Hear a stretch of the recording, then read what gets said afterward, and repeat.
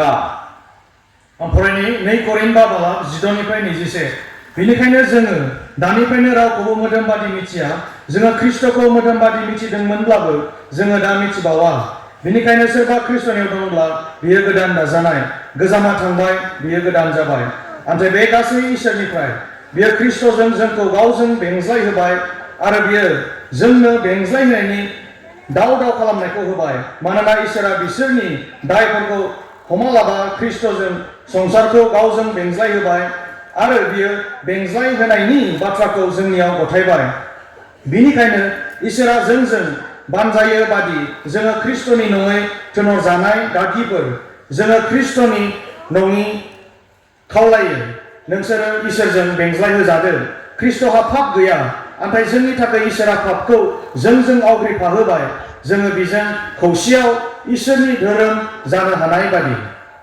Let us look to God in prayer. जों आरज खालामनि Most gracious our Heavenly Father, अनसुला बासायगिरि आफा इसोर we give you thanks for all the things that you have done in our life. जोंनि जिउआव नोंनि गासैबो मावनायफोरनि थाखाय नोंखौ हामबाय होयो At this moment we come closer with this conference unto you. बे जोबथा समाव प्रभु नोंनि खाथियाव जों फैदों We want your blessing once again in this closing service, बे जोबथा समावबो प्रभु नोंनि आशीर्वाद जोंनि गेजेराव जों हास्थायबावदों so that we may not go without your blessing. जाहाथे जों आफा नोंनि आशीर्वाद गैयालासे थांफिननो गोनां जाया Father, come to us and bless us.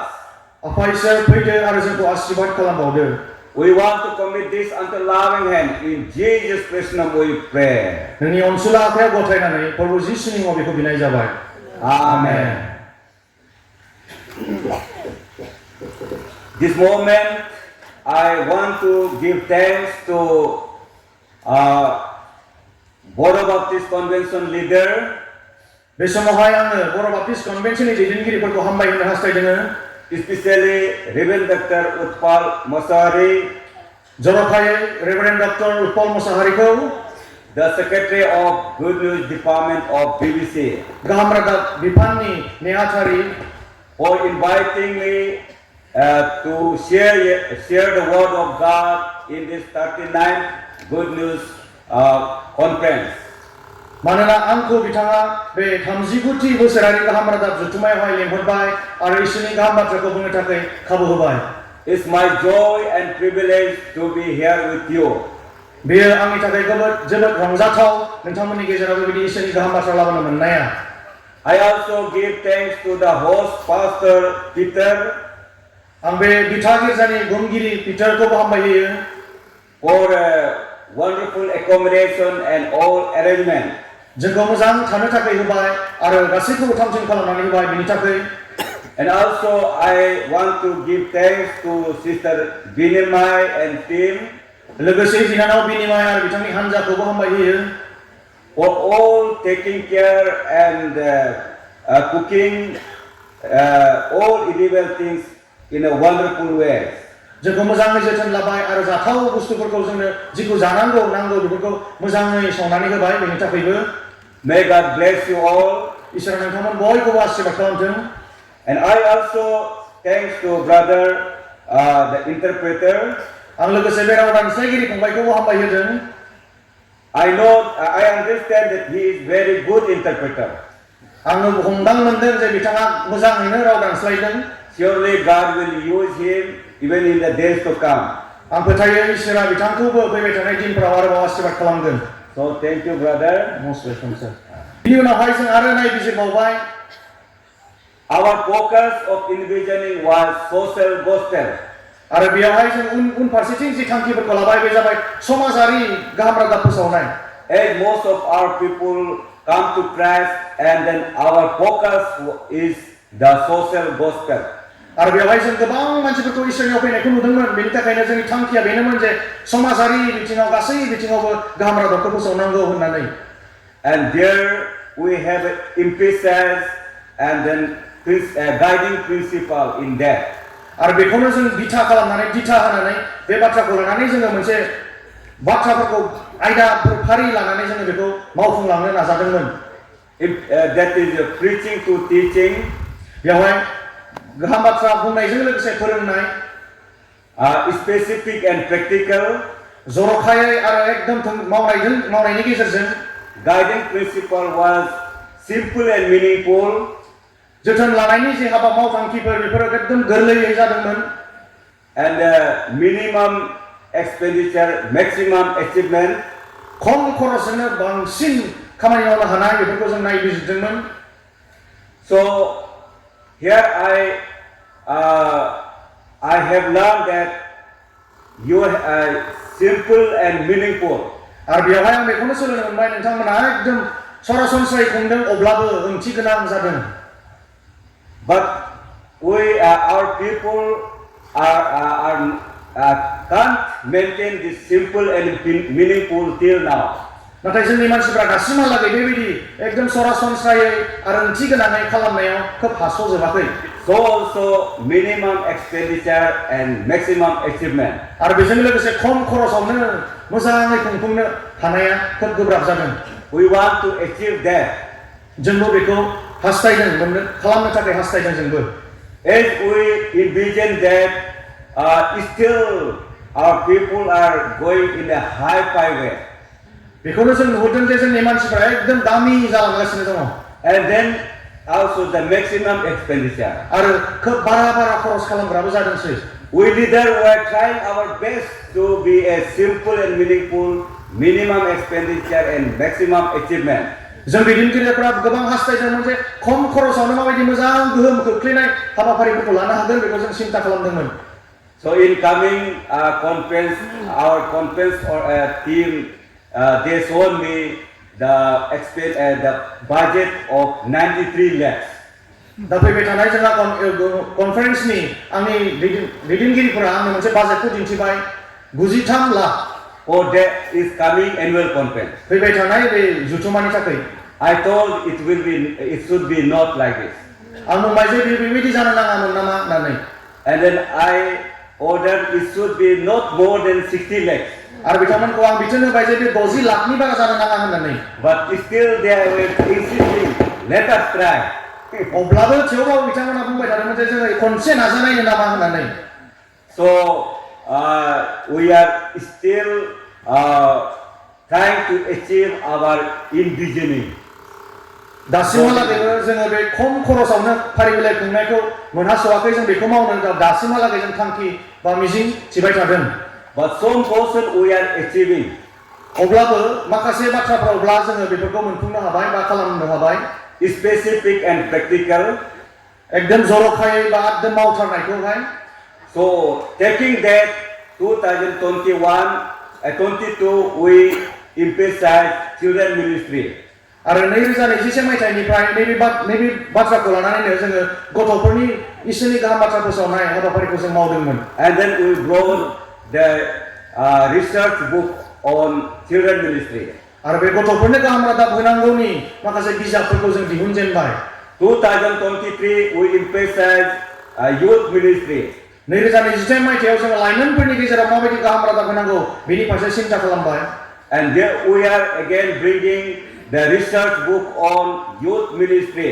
आरो बेजों लोगोसेनो youth ministry लाइमोनफोरनि गेजेराव माबायदि गाहाम रादाब मावनांगौ बेखौ लोब्बा लाखिनानै बिजाबखौ जों दिहुननो थाबथाब खालामबाय। Next week 7 to 10 our youth conference there that research book will release. आरो जोंहा फैबाय थानाय 7-8 दावहाय जोंहा लाइमोनफोरनि हाबाफारि दङ, बेवहाय जों बे बिजाबखौ बेखेवनाय जागोन। In this year 2024 our NBCC Golden Jubilee envisioning emphasizing is women ministry. आरो नैबे फैबाय थानाय 2024 आवहाय जोंनि NBCC नि थांखिया बेनो जागोन आइजोफोरनि गेजेराव गाहाम रादाब फोसावनाय। And there also we will be bringing out research book on women ministry of NBCC. आरो बेयावबो जोङो मोनसे बिजाब जों दिहुननो हास्थायदों। And next year 2025 our NBCC Golden Jubilee envisioning emphasizing will be the mission ministry. आरो 2025 मायथाइनि जोंनि खुंफुंनो लानाय हाबाफारियावहाय जोङो मिशन मिनिस्ट्रि गाहाम रादाब फोसावनायनि मोनसे थांखिखौ जोङो फोसावगोन। So by that way, 2026 we will have a Thanksgiving, Golden Jubilee Thanksgiving. आरो 2022 हालागै जोङो इसोरखौ हामबाय होननाय मोनसे जुथुमा जों खुंफुंगोन। We are in the mood, so please pray for our Yesi Baptist Church Council. जोङो आवगायगासिनो दङ आगान सुरजेनबाय बेनिखायनो नोंथांमोना जोंनि निसि बाप्टिस्ट चार्च काउन्सिलनि थाखाय आर'जाव थागोन। We have lot of focus and there are also lots of struggles. जोंहा गोबां थांखिफोर दङ अब्लाबो बेजों लोगोसे गोबां मोगा-मोगि जानो गोनां गाज्रि थासारिफोरबो दङ।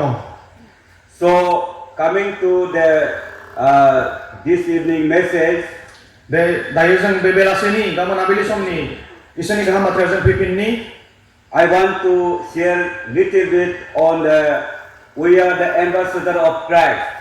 जों बेयावहाय एसेब्लाबो जों नायनि जोङो इसोरनि थिनहरजानाय मावग्राफोर। And then I will have a consecration prayer. आरो जोबथारनायाव गथायनाय आर'ज आं खालामगोन। And our chairman, president will lead the one doxology. आरो जोंहा आफादगिरिया जोबथारनायावहाय बिदाय मेथाइखौ खनगोन। And with that, I will pronounce the benediction and this close the conference. आरो बेजोंनो जोबथा आर'जखौ आं खालामनानै दिनैनि हाबाफारिखौ बेबायदि फोजोबनाय जागोन। In this conference, you have heard from 3 speakers. बे जुथुमायावहाय नोंथांमोना साथाम बुंथिगिरिफोरनि गेजेरजों इसोरनि गाहाम बाथ्राखौ खोनानो मोनबाय। First evening, I preached on the topic proclaiming the gospel as the end of the age draw near. सेथि मोनाबिलि समाव आं नोंथांमोननि गेजेराव इसोरनि गाहाम बाथ्राखौ लाबोदोंमोन जोबनाय मुगाया खाथि जानायखाय गाहाम रादाबखौ फोसावदो। Yesterday, Reverend Dr. Bwthwra Gajrithar sir, he preached investing time and resource for the extension of God's kingdom. मैया जों नुबाय जोंहा रेभारेन्ड डक्टर पुहर दैमारि बिथाङा सम आरो सम्पदफोरखौ माबायदि इसोरनि खामानि मावनो थाखाय बाहायनो नांगौ बिनि बिखय जों सोलोंनो हाबाय। Afternoon, Reverend Susil Daimari preached on the Christian family and mission. आरो बेलासे समावहाय जों खोनाबाय रेभारेन्ड सुसिल दैमारिनिफ्राय ख्रिस्टियान नखर आरो इसोरनि खामानि मावनायफोरनि बागै। And then the last night I preached doing mission in the midst of challenging times. आरो थांनाय मोनाबिलि समाव आं नोंथांमोननि गेजेराव बेखौनो लाबोदोंमोन गोब्राब समनि गेजेराव गोब्राब थासारिफोरनि गेजेराव माबायदि इसोरनि खामानि मावनांगौ। And today I preached on the topic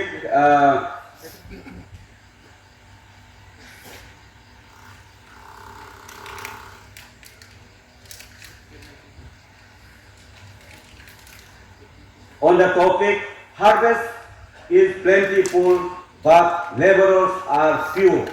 दायो जों नायबावगोन आबादा गोबां दङ नाथाय बुथुमग्राफोर खम। And this evening I want to share on the topic we are the ambassador of Christ. आरो बे बेलासे समाव जों नायगोन बे जोबथा मोनाबिलि समाव जों इसोरनि थिनहरजानाय मावथिफोर। Because after this we will be going back to our own place. मानोना जों बे फारिबिलाइ जोबखांनायनि उनाव गाव गावनि जायगाफोरावहाय जों थांफिनगोन। So we should go back as the ambassador of Christ. बेनिखायनो जोङो थांफिननो नांगौ साफा साफा इसोरनि सायख'जानाय मावथि हिसाबै। While you were coming for this conference, जेब्ला नोंथाङा बे हाबाफारियाव फैदोंमोन, you might not have a proper understanding what to do. जानो हागौ नोंथांमोना मोनसे थि सिन्ताया गैयामोन जे आं मा खालामनो नांगौ होननानै। And then coming here and hearing the message, now I hope that you have understood what we have to do. नाथाय आं फोथायो नोंथांमोना बेयाव फैनानै दायो रोखायै बुजि मोनबाय जे जोंनि मावनांगौ खामानियालाय माथो। So that's why now we are going back without we are going back with the blessing of God. आरो बेनिखायनो जों दायो थांफिनगोन इसोरनि आशीर्वादखौ लानानै। That's why we are going back as the ambassador of Christ to our place. बेनिखायनो जों दायो साफा साफा थान्दै महरै गाव गावनि जायगायाव जों थांफिनगोन। The word ambassador means representative of the one country to another country. बेवहाय जोंहा थान्दै होननानै बुंनाया बेनो जे मोनसे हारिनिफ्राय गुबुन मोनसे हारियाव थाङोब्ला बा मोनसे देशनिफ्राय गुबुन मोनसे देशाव थाङोब्ला बै देशखौ मिथिहोनाय। this ambassador have a very big responsibility. आरो बे थान्दै महरै थांनाया खोब गिदिर मोनसे बिबान दङ। If he or she cannot lead the things, both countries will have a misunderstanding. जेब्ला बे थान्दै महरै थिनहरजानाय बेक्तिया खामानिफोरखौ मोजाङै मावफुंलायनो हायाब्ला मोननै जाति बा मोननै देशनि गेजेरावहाय भुल बुजाबुजिफोरा थागोन। And there will be no good relationship. आरो बेवहाय मोजां मोनसे सोमोन्दोआ जानाय नङा। But if this ambassador is very good, then this both countries will be have a good relationship. आरो जेब्ला बे थान्दैया मोजां मोनसे खामानिखौ मावनो हायोब्ला अब्ला हले मोननै देशनि गेजेराव मोनसे मोजां सोमोन्दोआ थागोन। So now, as the ambassador of Christ, we are standing between our people and God. आरो दायो जों थान्दै महरै जोंनि मानसिफोर आरो इसोरनि सिगाङाव जों गसंदों। Our duty is to share the word of God to them properly. आरो जोंनि मावनांगौ खामानिया बेनो जे बिथांमोननि सिगाङाव गाहाम बाथ्राखौ थोंजोङै बा मोजाङै खोन्थानाय। And then only there will be a good relationship in between our people and God. आरो अब्लासो जोंनि मानसिफोर आरो इसोरनि गेजेराव मोजां मोनसे सोमोन्दोआ थागोन। And there will be a blessing from God. आरो अब्लानिया इसोरनि गेदेरथार आशीर्वाद थागोन। That is what we are going back as the ambassador of Christ to our people. आरो बेबायदियैनो जों दिनै थान्दै महरै इसोरनि थान्दै महरै जोंनि मानसिफोरनि गेजेराव जों थांफिननि। As we shared, there are lots of places to do mission work.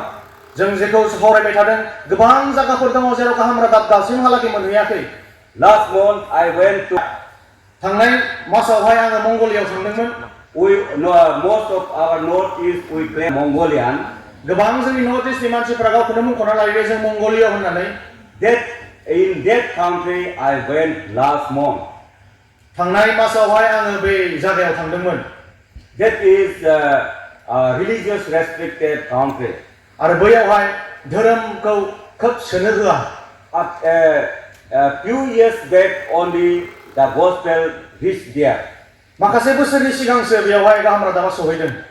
Here we have a Mongolian Baptist convention. दायो बेयावहाय जोंहा दङ मंगलिया बाप्टिस्ट कन्वेन्सन होननाय दङ। And then that first church has established 20 years back. आरो बे सेथि गिर्जाया 20 बोसोर सिगां गायसनजादोंमोन। Within these 20 years, they have 20 churches. आरो बे 20 बोसोराव बिथांमोना 20 ता गिर्जा आरो गायसनबावबाय। 2 years back, they formed Mongolian Baptist Convention. आरो 2 बोसोरनि सिगां बिथांमोना मंगलिया बाप्टिस्ट कन्वेन्सन होननानै गठन खालामबाय। In this Mongolian Baptist Convention, there is none of our full-time workers. आरो बेयावहाय बिसोरनि गेजेरावहाय बेबायदि फुल टाइम खामानि मावग्राफोर खोब गैया। They are still in the initial stage. बिथांमोना दासो जागायजेननाय हाबाफारियाव दङ। And then who knows, in other world there are many places who even not yet hear the word of God. आरो जों मिथिया आरो गुबुन जायगाफोराव गोबां जायगाफोर बेबायदिनो थागोन बुहुमावहाय जेराव ससेबो इसोरनि बाथ्राखौ दासिमहालागै खोनायाखै। Where Jesus is coming back very soon. जेरैहाय जिसु ख्रीष्टआ थाबैनो फैफिनगासिनो दङ। So this is an emergency time. आरो बेयो एकदम मावथारनांगौ हाखु दाखुयै मावथारनांगौ मोनसे सम दायो। Before Jesus coming back, we need to bring the gospel to them. बेनिखायनो जे जिसु ख्रीष्ट फैफिननायनि सिगांनो बै मिथियै सुबुंफोरनि गेजेराव गाहाम बाथ्राखौ जों खोन्थाथारनो नांगोन। That's why we are the ambassador of Christ. आरो बेनिखायनो जोंखौ इसोरनि बा जिसु ख्रीष्टनि साफा थान्दै होननानै मुंख'नो हायो। So this evening I challenge everyone should be the ambassador of Christ. आरो बे मोनाबिलि समाव आं बेखौनो खावलायनो हास्थायगोन जे जों बयबो साफा जिसु ख्रीष्टनि थान्दै जानो नांगौ। So this Matthew chapter 22 verse 14 says, many are called but few are chosen. माथाइनि 22 बालाबावहाय बुंनाय दङ गोबाङा लिंजादों नाथाय माखासेयासो सायख'जानाय। That means God called everyone but only few people respond on that. बिनि मानियानो जाहैबाय इसोरा गासैखौबो लिंदों नाथाय बे लिंनायखौहाय फिननाय होग्राया खोब खम। So in this conference it should be not like that, but everyone we have to respond as all. नाथाय बे जुथुमानि बाथ्राया बेबायदि जानो मोननाय नङा गासैखौबो लिंदोंब्ला जों गासैबो बे इसोरनि लिंनायनि फिननायखौ होनो नांगोन Let us respond God's call. जों बे इसोरनि लिंनायखौ जों नाजावनि खोनासंनि खोमा सुनि In this conference through various speakers, certainly I understand that everyone has been called. गोबां बुंथिगिरिफोरनि गेजेरजों नैबे जुथुमायावहाय आं फोथायदों जों बयबो गुबुन गुबुन रोखोमै लिंजादों दिनै And then we have to respond God's call. आरो बे इसोरनि लिंनायखौ जों फिननाय होनो नांगोन And we have to be an ambassador of Christ. आरो फिननाय होनायनि गेजेरजों जिसु ख्रीष्टनि थान्दै महरै जोङो आवगायनो नांगोन So that's why I challenge everyone to be the ambassador of Christ when we go back to our place. आरो बेनिखायनो आं खावलायनो लुबैदों जों बयबो गाव गावनि जायगायाव थांफिननाय समावहाय जों थान्दै महरै जों थांफिननि So with this, I want to read the Great Commission of Jesus Christ and lead the consecration prayer. आरो बेजोंनो लोगोसे आङो बे इसोरनि जिसु ख्रीष्टनि देरसिन हुकुम बेखौ आं फरायना होगोन आरो आर'ज खालामगोन Matthew chapter 28, माथाइनि 28 बालाव verses 18 to 20. 18निफ्राय 20सिम I will read in English and brother will read in Boro. आं इंलिसाव फरायगोन आरो फंबाया बर'आव फरायगोन Let us hear the word of God. जों इसोरनि गाहाम बाथ्रा खोनासंनि And Jesus came and said to them, All authority in heaven and on earth has been given to me. Go therefore and make disciples of all nations, baptizing them in the name of the Father and of the Son and of the Holy Spirit, teaching them to observe all that I have commanded you. And lo, I am with you always to the close of the age. आं फरायनि अब्ला जिसुआ बिसोरनियाव थांनानै बुंदों सोरगोआव आरो हायाव बोलोमानिया बिनो होजाबाय बेनिखायनो नोंसोरो थांनानै बिफा बिसा हौवा आरो गोथार जिउनि मुङै फोलेरफोर मानिखौ बाप्तिस्मा होयै होयै आं नोंसोरखौ थिननाय मानिफोरखौ मानिनो बिसोरखौ फोरोङै फोरोङै आंनि सेलाफोर खालामहै आं सानफ्रोमबो संसारनि जोबनायसिम नोंसोरजों लोगो लोगो दं So let us receive this commission with prayer. So let us all raise up. जोङो आर'जनि गेजेरजों इसोरनि बे बिथोनखौ जों नाजावनि जों अननानै बयबो गसंगोन दे I invite our chairman president. After my consecration prayer, he will lead the doxology, and I will pronounce benediction for the close of this 39th Good News Annual Conference of Boro Baptist Convention. आं खावलायदों जोंनि आफादगिरिखौहाय बे आर'जनि उनावहाय बिदाय मेथाइ खनगोन आरो बे बिदाय मेथाइनि उनाव आरो जोबथा आर'ज आं खालामगोन आरो बेजोंनो दिनैनि बे हाबाफारिखौ जों फोजोबगोन Let us close our eyes. अननानै जों मेगन मिसिकनि Let us think what we have heard, the word of God in this conference from beginning to till now. जों गोसोखांनि जागायजेननायनिफ्राय बे जोबनाय समहालागै जों इसोरनि बाथ्राफोरखौ खोनाबाय बेफोरखौ जों गोसोखांनि As we are going back, we are going ambassador of Christ. दायो जों थांफिननाय समावहाय जिसु ख्रीष्टनि थान्दै हिसाबै जों जे थांफिननो हायो Now Jesus has commissioned us in this great commission. दायो जिसु ख्रीष्टआ जोंखौ नैबे गेदेर हुकुमफोरजों जोंखौ गावनियाव लाबाय As God has called everyone, we have response on that. जे जिसुआ बा इसोरा जों बयखौबो लिंबाय आरो बे लिंनायखौ जों दिनै खोमा सुबाय And now we are going back as the ambassador of Christ to our people. आरो दायो जों गावनि मानसिफोरनि गेजेरावहाय जिसु ख्रीष्टनि थान्दै हिसाबै जों थांफिनगोन To share the word of God, बे इसोरनि बाथ्राफोरखौ खोन्थानो थाखाय so that they will respond and come to Christ, जे बिथांमोना खोनानानै बेखौ फिननाय होगोन आरो जिसुनि खाथियाव फैगोन and they will have eternal life, आरो जोबनो गैयै जिउखौ जेन बिथांमोना मोननो हायो so that they will not miss eternal life when Jesus comes back. जाहाथे बिथांमोना जिसु ख्रीष्टनि फैफिननाय समाव बे जोबनो गैयै जिउखौ जेन खोमानो गोनां जाया So let us look to God in prayer. बेनिखायनो जों इसोरनि खाथियाव आर'ज खालामनि Father, अनसुला बिफा we are standing before you नोंनि खाथियाव जों गसंदों बे समावहाय as an individual, जों साफा साफायै responding your call नोंनि बे लिंनायखौ जों खोनासंनानै as you have called us through your servant in sharing the word of God. नोंनि बिसाफोरनि गेजेरजों नोंनि बाथ्राफोरनि गेजेरजों जोंखौ लिंबाय Now we are going back as your ambassador. दायो जों नोंनि थान्दै हिसाबै जों थांफिनगोन Father, fill us your Holy Spirit. आफा नोंनि गोथार जोमाजों जोंखौ सुफुंदो Strengthen us physically, mentally, spiritually, जोंखौ देहा लानानै आत्मिक बिखयाव गासै बिथिङाव प्रभु जोंखौ सुफुंदो so that we may able to witness strong, जाहाथे जों गोहो गोरायै प्रभु नोंनि बाथ्राफोरखौ साखि होनो हायो so that our people will come to you जाहाथे जोंनि मानसिफोरा प्रभु नोंनि खाथियाव साफैगोन and receive the eternal life. आरो बे जोबनो गैयै जिउखौ मोननो हागोन Now, in the name of Father, Son, and Holy Spirit, I pray that दायो बिफा बिसा आरो गोथार जिउनि मुङै आं आरज खालामो blessed be each one of us, जों बयखौबो साफा साफायै नों आशीर्बाद खालामदो lead us and guide us, जोंखौ दैदेनदो आरो दिथा होदो even in the days to come. फैबाय थानाय दिनफोरावबो We want to commit our life, जोंनि जिउखौ आफा नोंनि आखायाव गथायदोङो rest of time, आरो बाखि थानाय समफोरखौबो everything unto your loving hand. आरो गासैखौबो नोंनि अनजाग्रा आखायावनो In Jesus' name, I pray this consecration prayer. आरो बे गथायनाय आरजखौ प्रभु जिसुनि मुङाव बिनाय जाबाय Amen.